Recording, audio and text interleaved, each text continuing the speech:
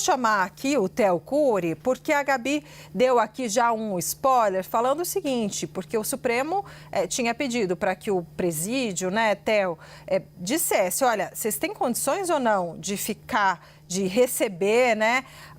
de acomodar o ex-presidente Fernando Collor. Então, o presídio deu essa resposta à justiça, né, Theo? Boa tarde, com calma. Débora, boa tarde para você, uma ótima tarde para quem acompanha a gente. Sim, o presídio informou o ministro Alexandre de Moraes que tem condições de receber e cuidar da saúde do ex-presidente da República, Fernando Collor de Mello. Esse relatório médico, esse laudo médico foi enviado ao Supremo Tribunal Federal pela médica responsável por atender o ex-presidente no presídio. Nesse documento, ela diz, é um documento de uma página, ela conta quais foram, que não houve nenhum tipo de queixa clínica ao chegar ao ex-presidente, assim que o ex-presidente chegou ao presídio, cita a pressão arterial, a saturação do oxigênio e frequência cardíaca que estavam dentro de um quadro de normalidade, cita que ele faz uso contínuo de 8 medicações para tratar das doenças que ele tem e, ao final, diz o seguinte: o paciente referiu ainda fazer uso de CPAP devido a um quadro de apneia obstrutiva do sono. Ele alega ser portador também da doença de Parkinson e transtorno afetivo bipolar, para os quais está em uso das adequadas medicações. A médica responsável pelo presídio, ela diz o seguinte na conclusão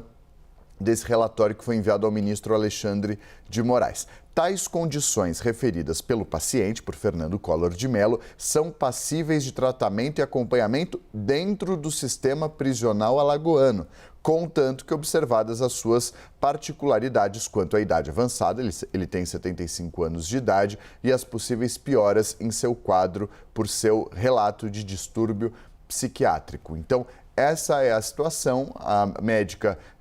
presta esse esclarecimento que havia sido determinado pelo ministro Alexandre de Moraes, que, importante deixar muito claro, hoje deixou um prazo de 48 horas, assim como ontem já havia determinado, fez um complemento à decisão, dizendo que a defesa precisa anexar